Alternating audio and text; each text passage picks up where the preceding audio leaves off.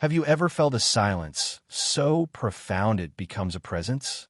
Not the mere absence of sound, but a heavy, watchful stillness that presses in from all sides, a quietude that seems to hold its breath. You can find such a silence in the great white heart of the Arctic, where the world is stripped down to snow, ice, and sky, and the wind itself seems to carry the weight of forgotten epochs. It is here, in this luminous desolation, that the land remembers. It remembers the tread of ancient beasts, the first fires lit by humankind, and the whispers of those who learned to listen to the frost. These are not memories stored in books or carved in stone. They're living things woven into the fabric of the polar night and exhaled in the spectral dance of the aurora. I am your guide on this excursion into the frozen past, into a realm where folklore is not a collection of quaint tales, but the ancestral memory of a people and a place, etched into the very soil and permafrost. The legends we shall explore are fragments of this memory, crystalline truths preserved in the cold. They speak of beings born from a union of unimaginable hardship and profound spiritual reverence, entities that patrol the border between the material world and the vast, unknowable wilderness of the spirit. They are the silent shamans of the snow, and their stories are lessons in humility, survival, and fear.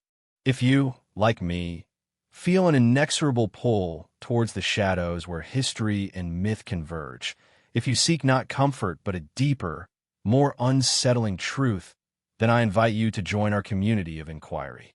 Subscribe to this channel and activate the notification bell so that you do not miss our future journeys into the esoteric and the profound. We are keepers of the stories that the modern world has tried so desperately to forget. As we proceed, I ask you to consider a question. Which of these ancient guardians speaks most directly to the anxieties of our own time?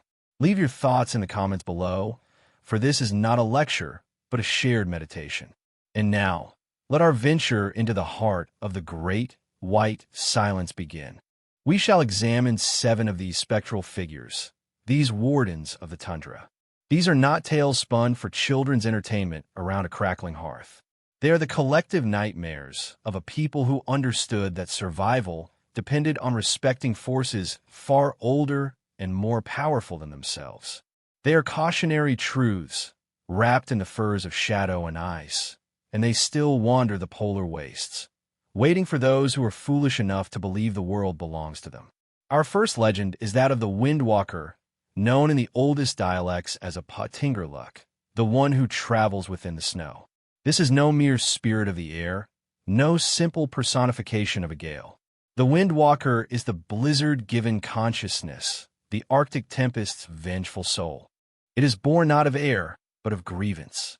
The ancient tales say it is the embodiment of the land's rage against those who take without asking, who drill into the ice, spill poison upon the snow, or slay the herd for sport rather than sustenance. Its core motivation is not malice, but a terrible, unyielding form of cosmic justice, as impersonal and as devastating as the storm it commands. It does not hate, it simply scours the land clean of profanation. Visually, the windwalker is almost impossible to define, for it is a being of pure motion and elemental fury.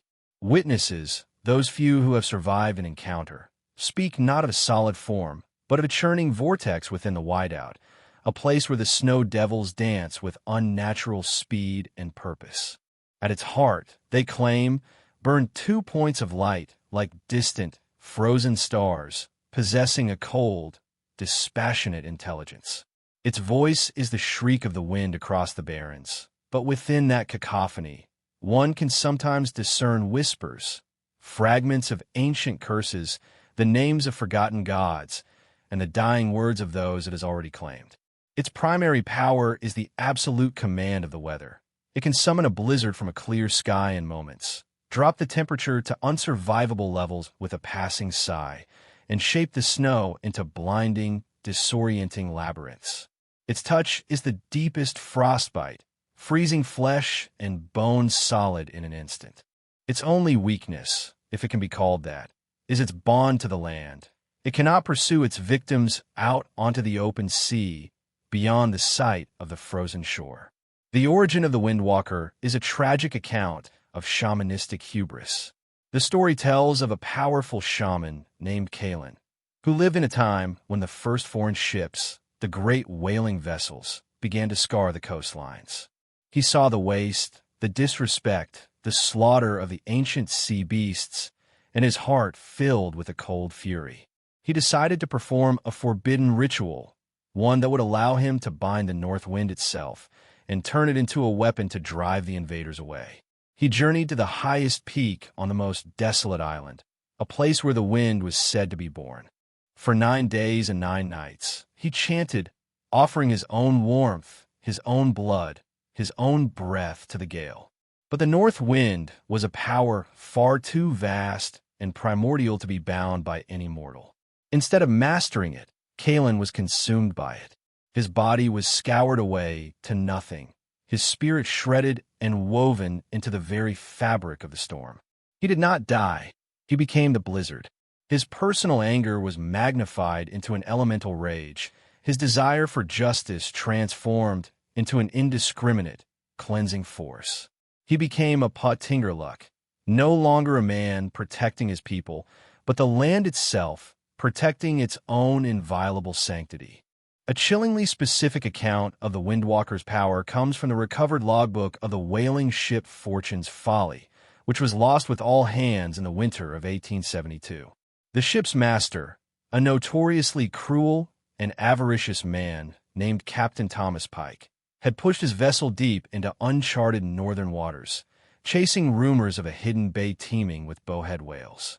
His Inuit guide, a man named Utuk, warned him against anchoring near a particular peninsula, describing it as a place of angry spirits, a place forbidden to the hunt. Pike, in his arrogance, laughed at the guide's superstitions and had him flogged for insubordination. The crew made landfall, and, to build a smokehouse for the blubber, they began to dismantle a strange arrangement of whalebone, standing stones on the shore. That evening, as the first whale was being rendered on the deck, the sky, which had been perfectly clear, turned the color of a deep bruise. The wind began to rise, not as a gradual gale, but as a sudden, violent shriek. Utuk was seen to fall to his knees on the ice, whispering a prayer, before the snow became a solid, impenetrable wall. The last entry in Captain Pike's log, written in a frantic, freezing hand, was haunting. The wind, it screams our names. I see eyes in the squall. Not animal, not human. They're judging us. Utuk was right. God forgive our greed. The wreckage of the Fortune's Folly was found the following summer, its hull shattered not by the slow crush of pack ice, but splintered inwards as if by colossal, explosive force. The bodies of the crew were never found. Those strange, man-shaped forms of ice were reported standing on the desecrated peninsula for years afterward, melting only to reappear with the first winter storm. In analyzing the legend of the Windwalker, we see a powerful environmental metaphor given terrifying form. The entity is a direct response to human transgression against the natural world. It represents nature not as a passive resource to be exploited, but as a conscious, sentient entity with a capacity for devastating retribution. Captain Pike and his crew are not merely unfortunate sailors caught in a storm. They are agents of ecological sacrilege, and their punishment is meted out by the very environment they sought to dominate. The Windwalker serves as a psychological projection of the deep-seated anxiety that the natural world, pushed too far, will eventually push back with a violence we cannot comprehend or withstand. Its whispers in the wind are the voice of a wounded planet, and its icy touch is the ultimate consequence of ignoring those warnings. It is the personification of the Arctic's absolute indifference to human life when its sacred laws are broken.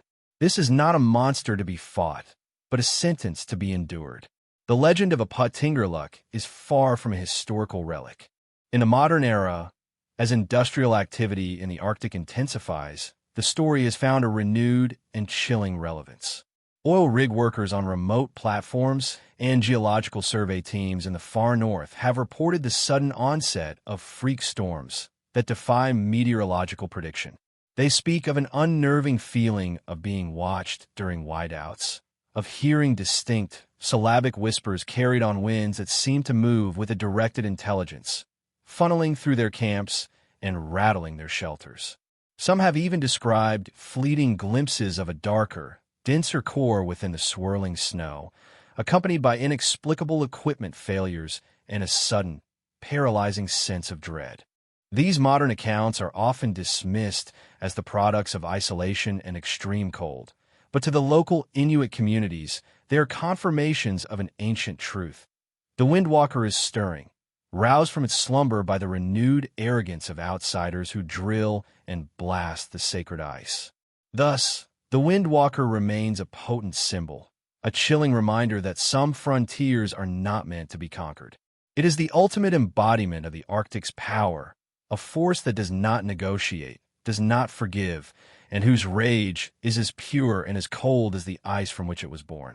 To hear its cry on the wind is to hear the land itself passing judgment, a verdict from which there is no appeal and no escape. We now turn our attention from the fury of the storm to the silence of the deep ice, to the legend of the ice-veined seer, or Sikuliaktakalak, she who gazes into the glacier. This entity is not a force of retribution, but a vessel of terrible knowledge. The seer is a spirit of prophecy and memory, a being who became inextricably fused with the ancient ice of a glacier and now serves as its living library and its mournful oracle.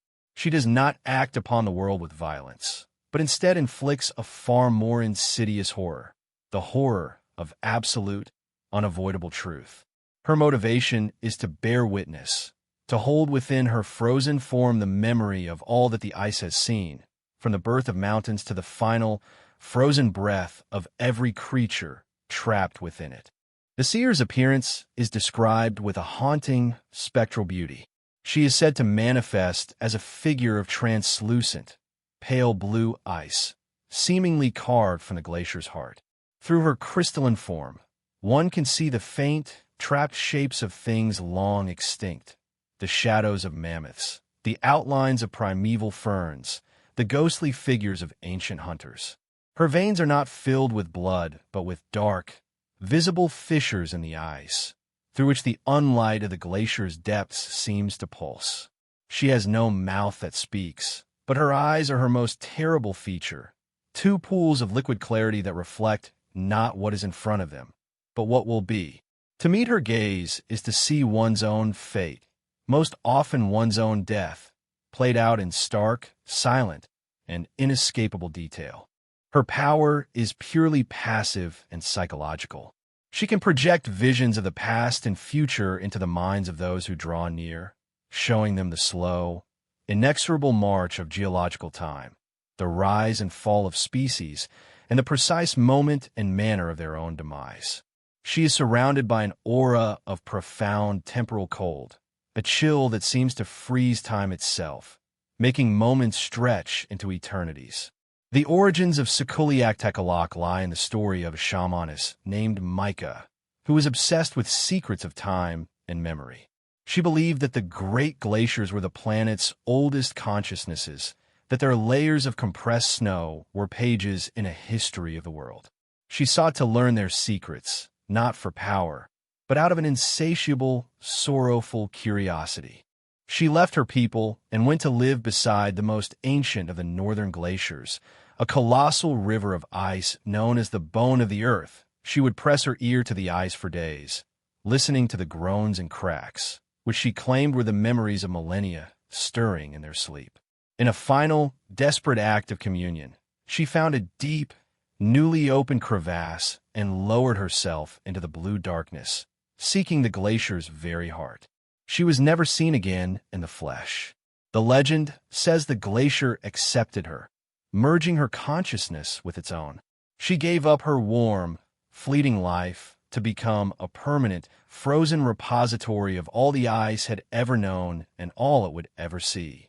She became the seer, a silent oracle trapped in an eternity of ice, her human sorrow now magnified to a geological scale.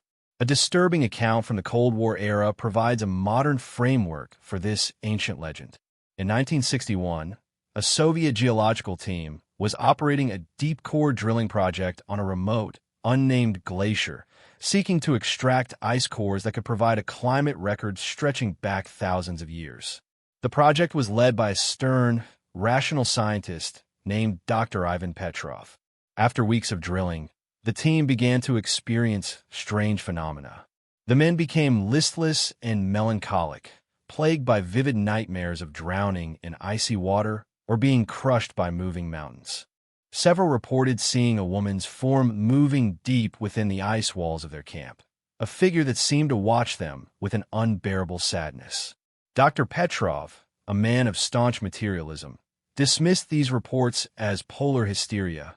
One night, his lead drill operator, a young man named Alexei, burst into his tent, his face pale with terror. Alexei claimed that while working alone, the drill had brought up a core of ice so clear it was like glass, and within it he saw a living, moving eye. He said the eye had looked at him, and he had seen a vision of the entire camp being swallowed by an avalanche. Petrov, enraged by this superstitious nonsense, ordered Alexei confined to his quarters. 2 days later, a sudden, inexplicable seismic tremor shook the glacier. A vast section of the ice shelf above the camp fractured and collapsed. The resulting avalanche buried the entire operation in seconds. A rescue mission months later found the site under 100 feet of new ice and snow. They found only one thing on the surface: Dr. Petrov's personal journal, frozen solid. The final entry, scrawled in a barely legible script, read, "Alexei was right. I saw her in the ice. She showed me this. She showed me the white darkness. It is not an end. It is a record. The symbolism of the ice-veined seer is profound and multifaceted. She represents memory itself, vast, ancient, and indifferent. In a world obsessed with the present and the immediate future, she is a chilling reminder of deep time, of the immense, slow-moving forces that shape our world and render our individual lives insignificant. Her visions are not a curse in the traditional sense. They're the burden of knowledge without the power to change what is known. She is a metaphor for scientific discovery's potential for horror. In seeking to read the past in the ice cores, Dr. Petrov's team uncovered a truth they were not prepared for: the truth of their own imminent extinction. Psychologically, the seer embodies the fear of determinism, the terrifying idea that our fates are already written and that free will is an illusion. To see one's end is to be stripped of hope, the most essential tool for survival in the harsh Arctic environment. Today, the legend of Sikuliaq takes on a new, urgent meaning. As the world's glaciers melt at an alarming rate due to climate change, the seer becomes a symbol of a past that is being irrevocably lost and a future that is being terrifyingly revealed. The knowledge she holds, the planet's climate history, is the very knowledge our own scientists now seek in the melting ice. The legend suggests a dark irony. In our quest to understand the climate of the past to predict our future, we are destroying the very archive that holds the answers.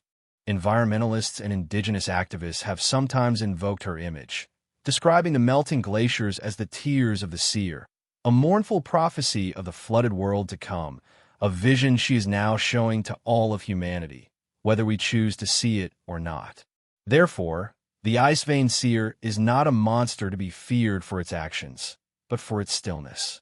She is the embodiment of a terrible, passive omniscience, a frozen Cassandra whose prophecies are written not in words, but in the immutable laws of time and consequence. She is the silent, watching memory of the earth, and her gaze is the most frightening thing of all, for it shows us the truth without pity and without recourse. From the cold knowledge of the ice, we descend into the hallowed ground of the dead to confront the bone singer or sonic Napilic, he who gives voice to the skeletons. This entity is an ancestral guardian, a spirit of fierce and unwavering reverence for those who have passed. It is not a ghost in the conventional sense, but rather the collective will of the ancestors, given form and agency to protect their final resting places. The bone singer is the enforcer of the most sacred taboo, the desecration of the grave. Its purpose is singular and absolute, to punish those who disturb the bones of the dead, whether through greed, curiosity, or ignorance. It is the echo of the funeral dirge, turned into a weapon. The bone singer's appearance is a macabre and unsettling mosaic of the dead it protects. It is described as a roughly humanoid figure composed entirely of bleached, interlocking animal and human bones. The skull of a seal for a shoulder, the ribs of a caribou for a chest, the finger bones of 100 different hunters for its hands. The bones are not static but are in constant, subtle motion, clicking and scraping against each other with a dry, whispering sound. It has no face, only a hollow space within a cage of walrus tusks where a head should be, and from this void emanates its terrible song. Its power is auditory. The bone singer does not touch its victims, it sings to them. This is no ordinary sound, but a bone song, a supernatural vibration that resonates directly with the calcium in a living creature skeleton. The initial sound is a low, mournful hum, which soon grows in pitch and complexity, becoming a chorus of sorrow and rage. Those who hear it feel a deep, vibrating ache in their bones, which intensifies until their own skeleton begins to shatter from the inside out, turning their body into a prison of agony before its final, bloody collapse. The legend of the bone singer's creation is tied to the first great sacrilege. It is said that in a time of terrible famine, a desperate hunter, finding no game, stumbled upon an ancient burial cairn, a mound of stones covering the honored dead of a forgotten clan. He knew it was forbidden, but driven by his family's starvation, he broke the seal of the cairn, seeking tools or weapons that might have been interred with the bodies. As he touched the first skeleton, a great sorrow welled up from the earth. The spirits of the dead, unable to act directly upon the world of the living, pooled their spectral energy, their memory, and their anger. They animated the bones of the animals they had hunted in life, the seals, the bears, the wolves, and wove them together with fragments of their own remains, creating a guardian, an avatar of their collective will. This new being, the first bone singer, did not harm the desperate hunter, for it understood his motive was not malice. Instead, it sang a song of such profound grief that the hunter was driven to his knees, weeping, and spent the rest of his days tending to the grave sites, teaching his people the importance of respecting the dead. The bone singer then became a permanent fixture of the landscape, a dormant guardian that would awaken only when the graves were threatened by those with less noble intentions. A particularly grim tale from the early 20th century illustrates the bone singer's wrath. In 1925, a pair of European archaeologists, Drs. Alastair Finch and Julian Croft, journeyed to the Canadian Arctic. They were men of science, driven by ambition and a colonial-era belief in their right to claim history. They sought to excavate a series of unusually large grave mounds that local guides refused to approach, calling them the sleeping places, ignoring the warnings. Finch and Croft hired a few desperate locals and began their work. On the third day, they broke into the central chamber of the largest mound, discovering the perfectly preserved remains of what appeared to be a shaman king, adorned with intricate ivory carvings. As Finch reached out to lift a ceremonial mask from the skull, a low humming sound began to fill the air, seeming to come from the stones themselves. The local workers immediately fled in terror. Croft, a man of sensitive hearing, described it in his journal as a multi-tonal drone, like a choir of cellos tuning in a cavern. Finch, a more stubborn man, dismissed it as the wind. But the humming grew louder, and both men began to feel a strange, painful vibration in their teeth and joints. Croft, becoming frightened, urged Finch to leave, but Finch was fixated on his prize. He lifted the mask. The instant he did, the humming erupted into a deafening, complex shriek. Croft wrote that he saw the bones on the floor of the tomb begin to twitch and rise, assembling themselves into a towering shape of white and gray. He fled, but Finch was transfixed. Croft's last sight of his partner was of Finch screaming, his limbs contorting at unnatural angles as the bone song reached its crescendo. Croft escaped, but his health was shattered. He suffered from chronic, agonizing joint pain and a constant, low ringing in his ears for the rest of his short life. The expedition's report listed Dr. Finch as lost in a sudden rockfall within the tomb. The grave goods were never recovered. The bone singer is a potent symbol of ancestral veneration and the sanctity of memory. In a culture where the line between the living and the dead was thin and porous, the physical remains of the ancestors were a direct link to the spiritual world, a source of wisdom and identity. The entity represents the idea that the dead are not powerless. They still have agency, and their collective memory has a weight and a power that must be respected. The bone song is a brilliant and terrifying metaphor for this. It attacks the very framework of a living being, the skeleton, which is itself a symbol of ancestry and lineage, the bones of my father. The bone singer's punishment is a form of poetic justice. You who disrespect the bones of the dead shall have your own bones turned against you. Psychologically, it taps into the primal fear of sacrilege, the deep-seated human instinct that some places and some things are sacred and should not be touched. In a modern context, the legend of Sonic Napilic resonates with contemporary debates surrounding the repatriation of indigenous artifacts and human remains from museums and private collections. The archaeologists Finch and Croft are archetypes of the colonial scientist who saw history as something to be collected and owned, rather than respected and learned from. The bone singer serves as a powerful allegory for the cultural and spiritual violence of such acts. It argues that history and heritage are not inert objects. They are living forces, and to steal them is to invite a terrible retribution, not necessarily supernatural, but in the form of cultural trauma, loss of identity, and the righteous anger of the descendants. The legend continues to be told as a warning, a reminder that the past is never truly dead, and its guardians are always watching. So, the bone singer stands as a grim sentinel at the gates of the past. It is the fury of the forgotten, the wrath of the disinterred. It teaches a lesson that is both simple and absolute. Let the dead rest in peace, for their silence is not emptiness, but a patient power, and their song, once awakened, is the sound of your own breaking. We now lift our gaze from the hallowed earth to the celestial canopy, to witness the most beautiful and perhaps most existentially terrifying of these shamans, the Aurora Weaver, known as Killick-Mingwertuk, the one who paints the sky. Unlike the other entities we have examined, the Aurora Weaver is not a figure of vengeance or warning, but a psychopomp, a guide for souls. It is the being responsible for creating the Aurora Borealis, and the legend posits that the northern lights are not a natural phenomenon of solar winds and magnetic fields, but a vast, ever-changing tapestry woven from the souls of the honorable dead. The Weaver's motivation is one of cosmic duty, to gather the spirits of those who have lived good lives and give them a place of beauty and honor in the sky, allowing them to dance for eternity and watch over their living relatives below. The Weaver itself is rarely seen, as it cloaks itself in the very light it manipulates. On the rare occasions it reveals its form, it is said to appear as an immensely tall, slender figure made of spun moonlight and shadow, with long, graceful limbs that seem to have too many joints.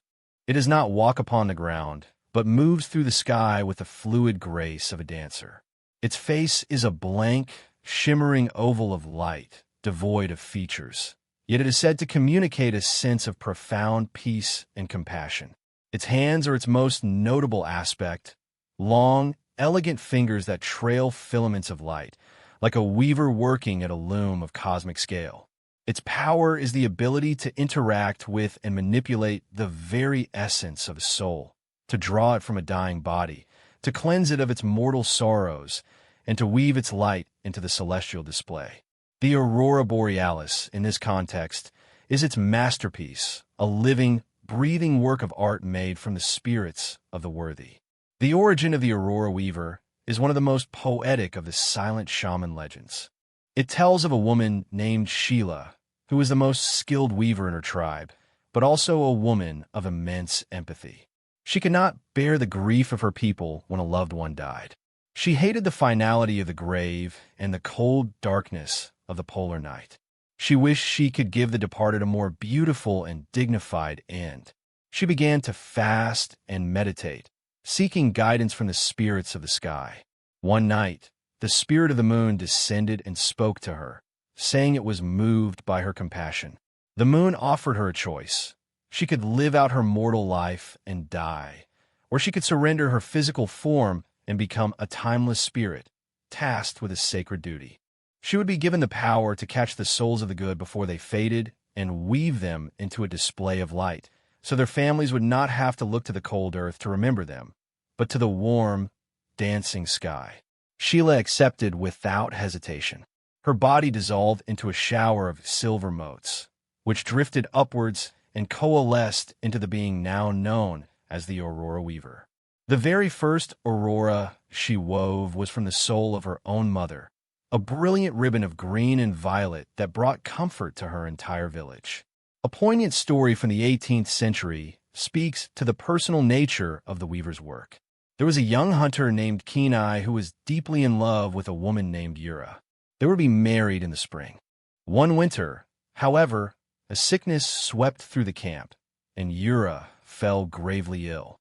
Despite the efforts of the healers, she weakened and faded. On the night of her death, Kenai sat beside her, his heart broken. The sky was dark and starless. As Yura drew her last breath, Kenai felt a gentle, calming presence fill the tent, a feeling of peace that momentarily overshadowed his grief. He looked outside and saw a single, slender ribbon of pale green light appear in the sky directly above their tent. He watched, mesmerized, as the ribbon began to brighten and move, twisting and dancing with a grace and joy that reminded him exactly of the way Yura used to dance during the summer festivals. New colors, soft pinks and deep purples, which had been her favorites, joined the green ribbon. Kenai understood. He was not witnessing a random celestial event. He was watching the Aurora Weaver welcoming Yura into the sky.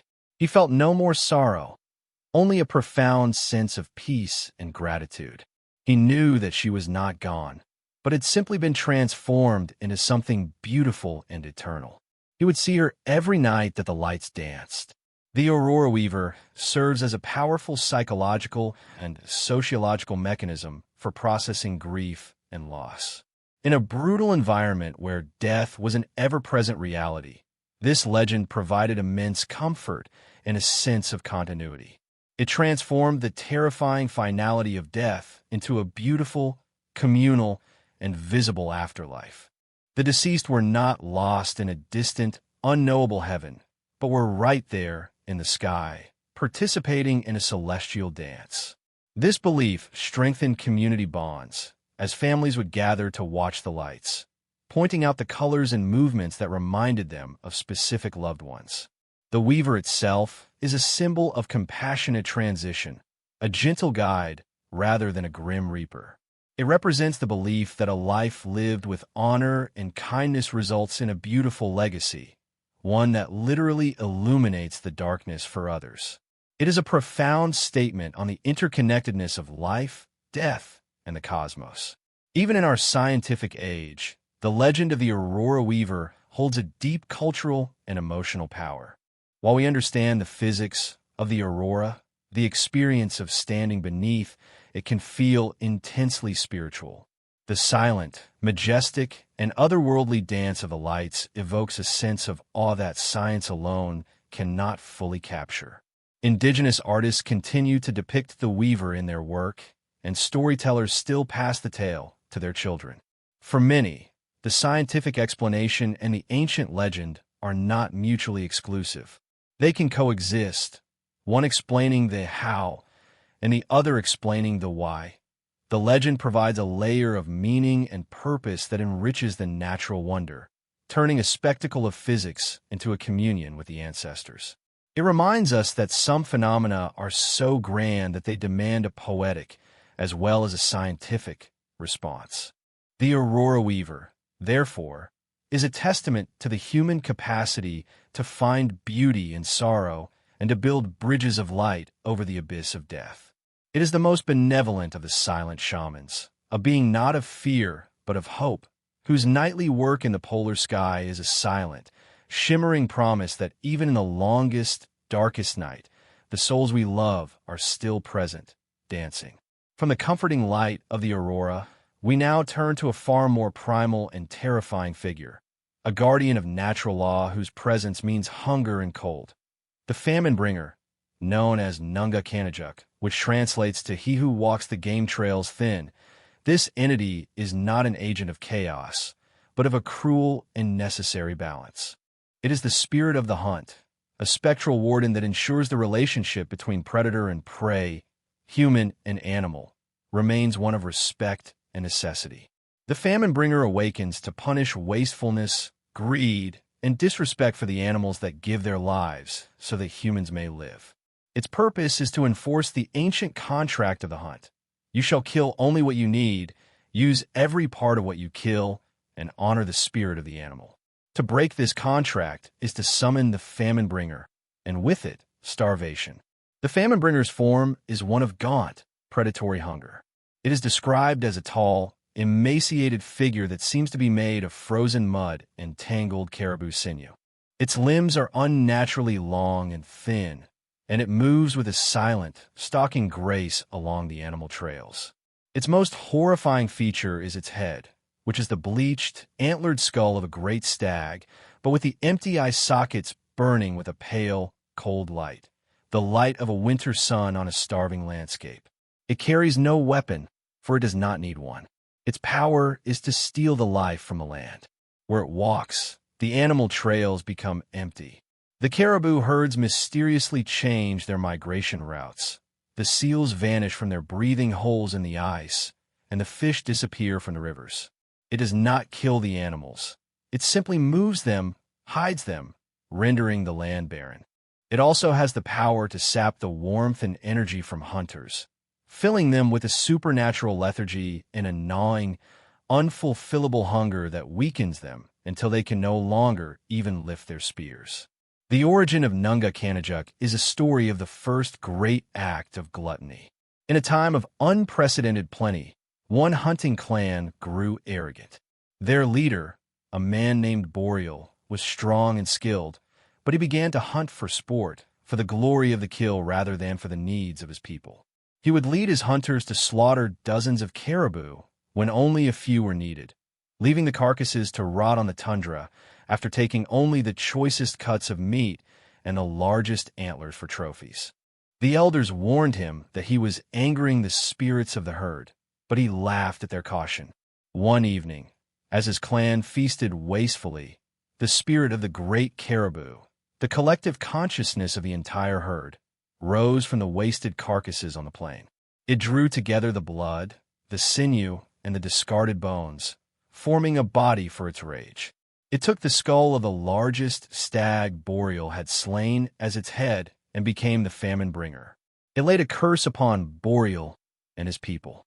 From that day forward, the herds vanished. The land became a barren desert of snow. Boreal, the great hunter, was the first to starve, his storehouses of rotting meat providing no sustenance. The famine bringer became a permanent warden of the hunt, a spectral consequence waiting for the next act of human greed. A stark historical account that echoes this legend comes from the records of a Hudson's Bay Company trading post in the mid-19th century. The post was managed by a Scotsman named Lachlan MacLeod, a man known for his ruthless exploitation of the local fur trade. MacLeod, seeking to maximize profits, began demanding immense quantities of Arctic fox pelts, encouraging the local Inuit hunters to use traps that were often wasteful, killing more animals than could be skinned and processed.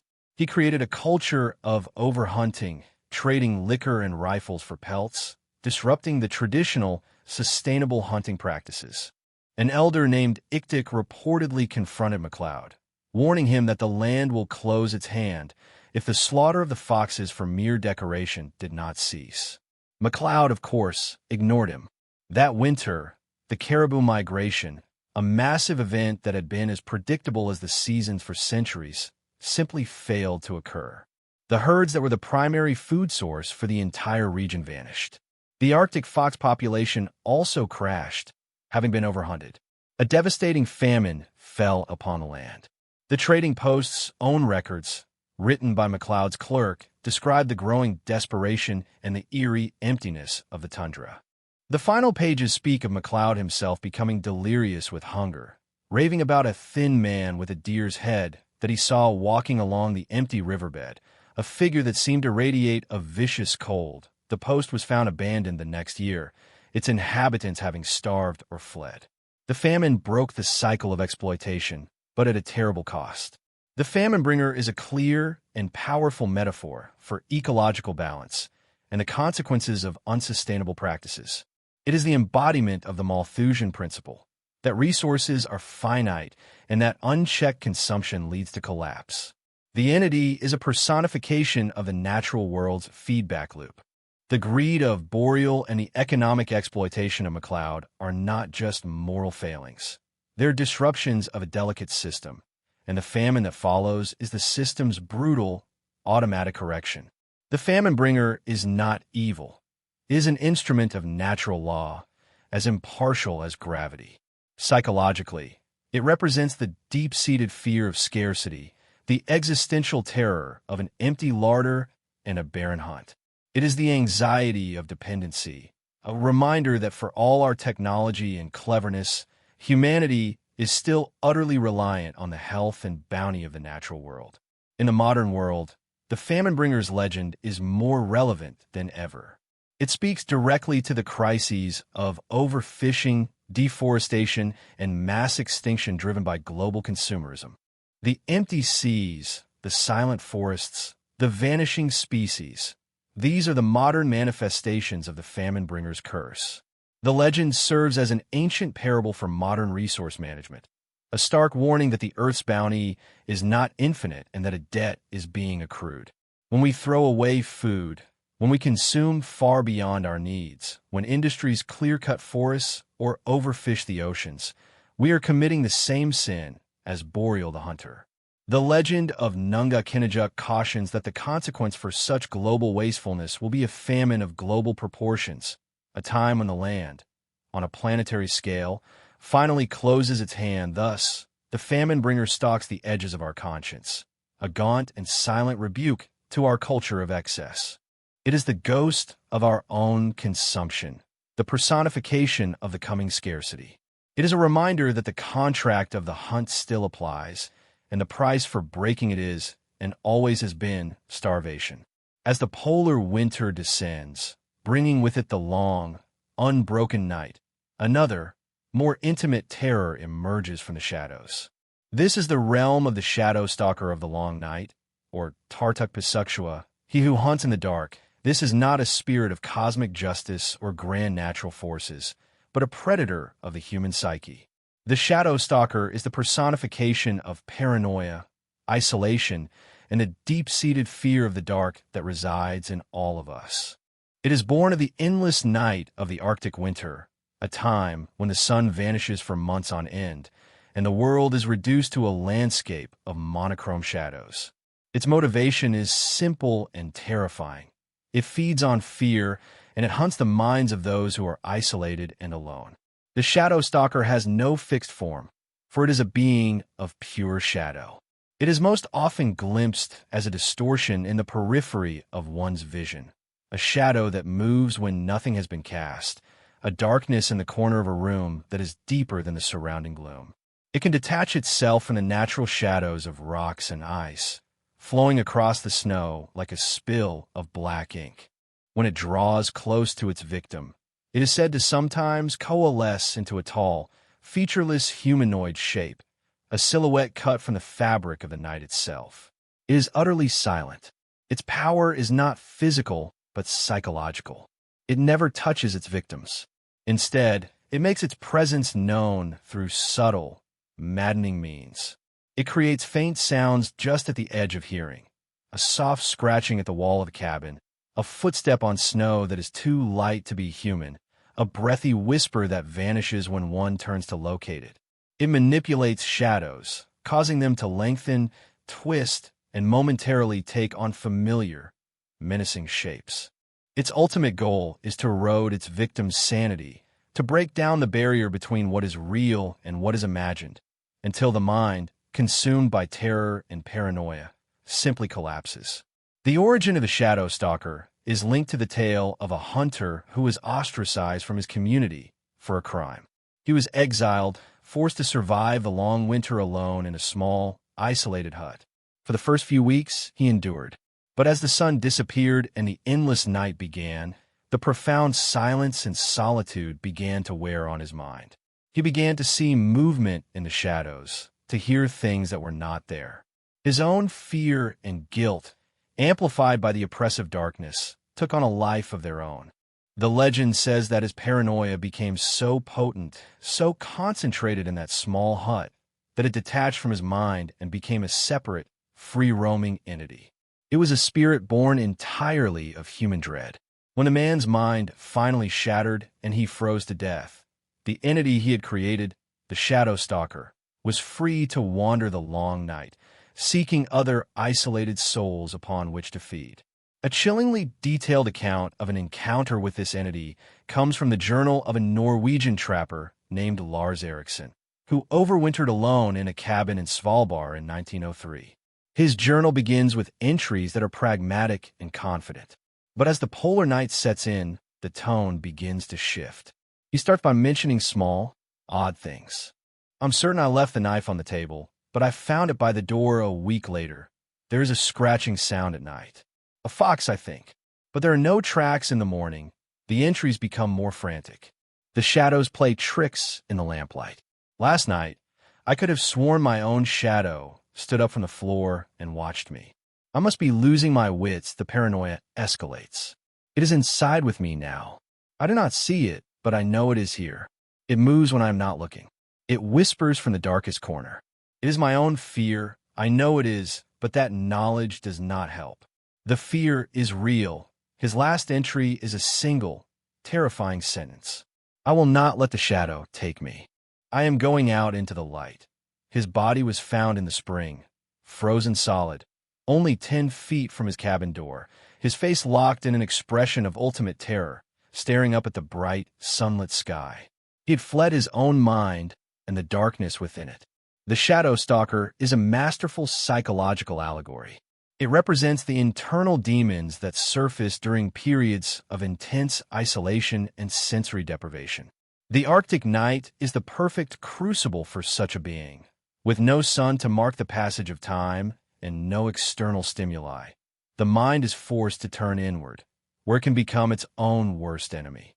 The entity is a metaphor for the terrifying power of suggestion and the fragility of human sanity when stripped of community and routine.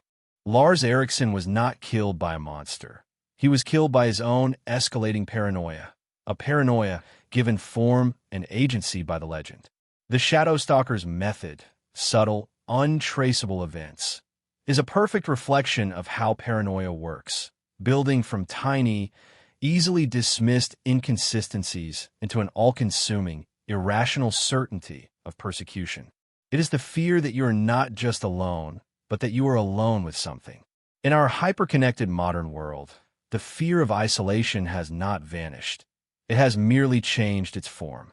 The shadow stalker's legend finds a new echo in the phenomenon of urban loneliness, where individuals can be surrounded by millions of people and still feel utterly isolated. It speaks to the anxieties of the digital age, the paranoia fueled by unseen surveillance, and the disembodied, often menacing, voices of social media. The scratching at the door is no longer just a sound in a remote cabin. It is the anonymous online threat, the feeling of being watched through our own devices, the shadow in the machine. The legend of Tartuk Basukshua reminds us that darkness is not merely the absence of light, but a fertile ground for the fears we cultivate within ourselves, and that the most terrifying predator is the one that hunts from inside the cage of our own skull. Ultimately, the shadow stalker is a chilling personification of the mind turning against itself. It is a cautionary tale about the necessity of light community, and mental fortitude in the face of the encroaching dark. It does not need to harm the body, for it has found a much more direct path to its victim, the unguarded corridors of the human mind. Our final journey takes us from the land to the sea, or more precisely, to the treacherous realm beneath the ice, the domain of the keeper of sunken songs, known as a Makarlanardic, the one who remembers in the deep. This entity is an ancient guardian, a spirit of lost knowledge and the melancholy of the abyss. The keeper is said to dwell in the freezing, lightless waters beneath the sea ice, where it gathers and protects the memories of all who have been lost to the waves. It is the librarian of the drowned, the curator of sunken ships, and the custodian of the secrets the ocean has swallowed. Its motivation is not malicious, but possessive. It believes that what the sea takes, the sea should keep, and it jealously guards its silent library against the intrusions of the surface world. The keeper's form is as fluid and mysterious as the deep sea itself. It is described as a being of shifting, bioluminescent mist, a cold, phosphorescent cloud that takes on fleeting shapes, the face of a drowned sailor, the prow of a shattered vessel, the form of a great whale. At its core, 2 points of soft, green light burn like navigational lamps in the crushing dark. It is often accompanied by the sunken song, a low, resonant thrumming that can be heard through the ice, a sound that is both beautiful and deeply sorrowful. This song is said to be composed of the last thoughts and words of the drowned, a chorus of echoes that the keeper has preserved. Its power is one of lure and entrapment. The sunken song is a siren's call, planting an irresistible curiosity and a longing for the sea in the minds of those who hear it. It can create weak spots in the ice or open leads in the pack, tempting the curious to draw closer. Those who fall through the ice are not attacked, but are gently pulled down into the freezing darkness, their consciousness and memories absorbed into the keeper's collective, their bodies preserved forever in the abyssal cold. The origin of the keeper is a story of shaman who sought knowledge that was forbidden. This shaman, whose name is lost, believed that the ocean was the world's first and greatest mind, and that it held the answers to the creation of life and the end of time. He became obsessed with learning its secrets. He would spend his days sitting at the edge of the ice, listening to the movement of the water below. He began to perform rituals, offering valuable carvings and precious furs to the sea, begging it to share its wisdom. Finally, he decided he had to join with the ocean to understand it. He carved his final request into a piece of whalebone, asking the spirits of the deep to make him their memory keeper. Then, during the highest tide of the winter solstice, he walked to the edge of the ice and slipped into the black water. The sea accepted his offering. It did not kill him, but transformed him. His body dissolved, and his spirit became a nexus for the ocean's memory. He became a keeper. His personal curiosity expanded into an eternal, passive duty to gather and hold the stories of the deep. One of the most famous tales associated with the keeper is that of the lost Franklin expedition. While history records that the ships Erebus and Terror became trapped in the ice and their crews perished from starvation and lead poisoning, the local Inuit oral tradition offers a more supernatural dimension to the tragedy. The stories claim that in the years the ships were trapped, the sailors began to hear a strange, beautiful music coming from beneath the ice. They became obsessed with it and with what lay in the deep. Men began to wander off from the ships alone, staring for hours into the cracks in the ice, as if mesmerized.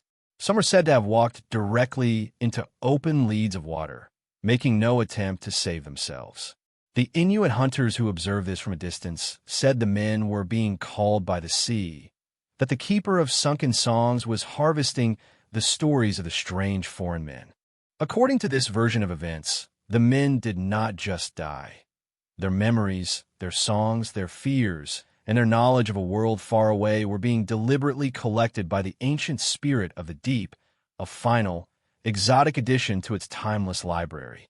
The keeper of sunken songs is a powerful symbol of the allure and danger of the unknown, particularly the mystery of the deep past.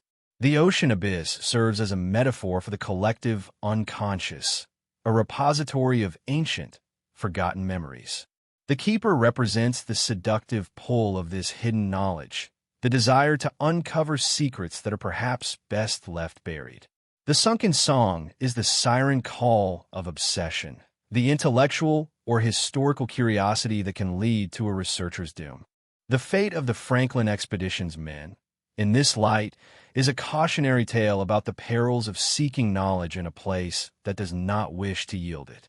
The keeper is also a metaphor for the profound, consuming nature of grief and melancholy. It is a being of sorrow, composed of last moments and lost lives, and its song draws others into its state of eternal, submerged remembrance. The modern relevance of this legend is striking. As technology allows us to explore the deepest parts of the ocean and to locate and raise ancient shipwrecks, we are, in a sense, raiding the keeper's library. The legend serves as a poetic counterpoint to our archaeological endeavors, suggesting that in bringing these stories back to the surface, we may be violating a sacred space. It asks us to consider the ethics of disturbing these underwater grave sites, framing them not as sources of historical data, but as the quiet, final resting places of memories. The mournful, thrumming sound is now echoed in the sonar pings of our deep-sea submersibles, another kind of song seeking out the lost. The legend of a mackerel in Arctic reminds us that the ocean's depths hold more than just wrecks and artifacts. They hold a silence and a memory that we disturb at our own peril. And so, the keeper remains in the cold, black silence beneath the ice, a guardian of final chapters and lost tales. It is the spirit of the abyss, a reminder that the greatest mysteries are those that lie beneath the surface, and that to hear their song is to be called to a beautiful and final oblivion. Our journey through the frozen landscapes of Arctic folklore now draws to its close. We have walked with the windwalker, the embodiment of nature's rage, and we have gazed into the future with the ice-veined seer, a vessel of terrible truth. We have listened to the vengeful hymn of the bone singer, the guardian of the sacred dead, and watched the compassionate artistry of the aurora weaver as it paints the sky with worthy souls. We have felt the coming hunger in the footsteps of the famine bringer, the enforcer of ecological balance, and we have confronted the terror of our own minds with the shadow stalker of the long night. Finally, we have been lured by the melancholy secrets of the keeper of sunken songs in the abyss beneath the ice. What wisdom, then, have we gleaned from these 7 silent shamans? What unifying truth do their chilling stories impart? They reveal a worldview in which the landscape is not a passive backdrop for human drama, but is itself the primary actor. The ice, the wind, the darkness, and the sea are not mere things. They are conscious, sentient entities with memories, laws, and the power to enforce them.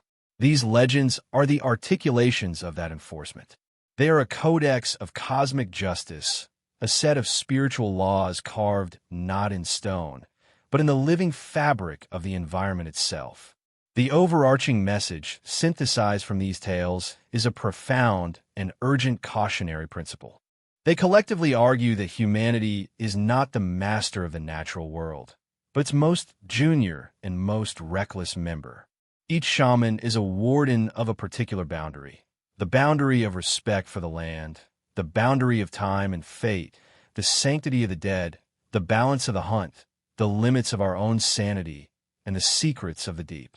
To cross these boundaries through arrogance, greed, or hubris is to summon the guardian, to invite a reckoning that is as impersonal and as absolute as the cold itself. These are not monsters in the simple sense. They are consequences.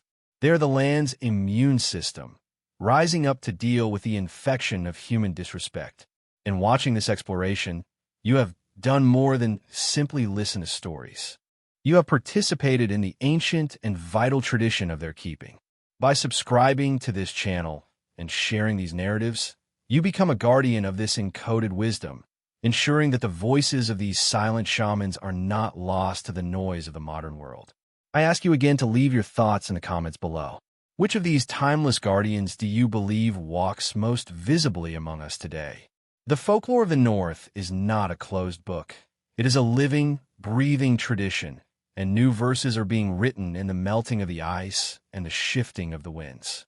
As these ancient forces continue to stir in response to our modern world, I shall remain your faithful guide through the gathering shadows. May your nights be filled with productive terrors and your dreams haunted by the truths you seek. Remember that the greatest silences are not empty, but are full of the voices we have simply forgotten how to hear. Look to the endless white, to the dancing lights, to the deep shadows, and listen. They're still speaking.